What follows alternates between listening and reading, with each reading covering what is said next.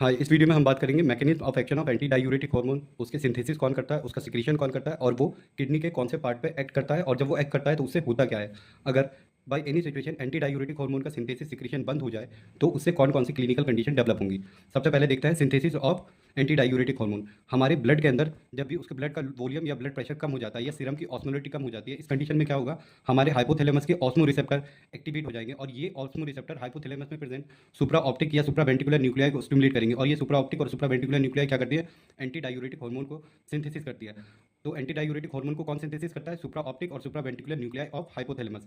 कब करता है, जब हमारी बॉडी में ब्लड वॉल्यूम या ब्लड प्रेशर कम हो जाए या प्लाज्मा की ऑस्मोलिटी बढ़ जाए। ठीक है, उसके बाद क्या होगा, जब हमारे हाइपोथैलेमस ने एंटी डायूरेटिक हार्मोन सिंथेसिस कर दिया, तब ये एंटी डायूरेटिक हार्मोन एक्सॉन के थ्रू कहाँ चला जाता है, पोस्टीरियर पिट्यूटरी में। और जब भी हमारी बॉडी में ब्लड वॉल्यूम ब्लड प्रेशर या सीरम की ऑस्मोलिटी बढ़ जाती है, उस सिचुएशन में क्या होती है, हमारी posterior pituitary anti diuretic hormone को सिक्रीट करती है। और ये एंटी डायूरेटिक हार्मोन को कहाँ सिक्रीट करती है, ब्लड में। और ब्लड में के थ्रू ये कहाँ पहुँचता है, किडनी पे।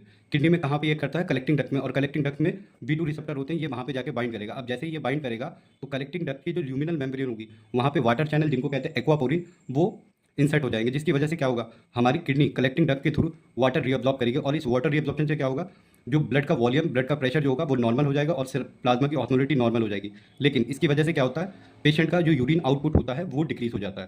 तो इस वीडियो में तो हमने देखा हाइपोथैलेमस उसको सिक्रीट सिंथेसिस करता है, पोस्टीरियर पिट्यूटरी उसको सिक्रीट करती है। ये काम कहाँ करता है, कलेक्टिंग डक्ट के B2 रिसेप्टर पे। और उससे क्या होता है, ये ब्लड के वॉल्यूम को ब्लड के प्रेशर को नॉर्मल करता है और प्लाज्मा की ऑस्मोलिटी को नॉर्मल करता है। बाय एनी सिचुएशन अगर किसी भी पेशेंट का हाइपोथैलेमस या पोस्टीरियर पिट्यूटरी डैमेज हो जाए या डिसफंक्शन हो जाए तो उसकी वजह से क्या ये पूरी सीरीज हो पाएगी, नहीं। तो इस सिचुएशन में अगर कभी भी किसी पेशेंट के हाइपोथैलेमस या पोस्टीरियर पिट्यूटरी डिसफंक्शन या डैमेज हो जाती है तो एक क्लिनिकल कंडीशन डेवलप होती है जिसे कहते हैं सेंट्रल डायबिटीज़ इंसिपिडस।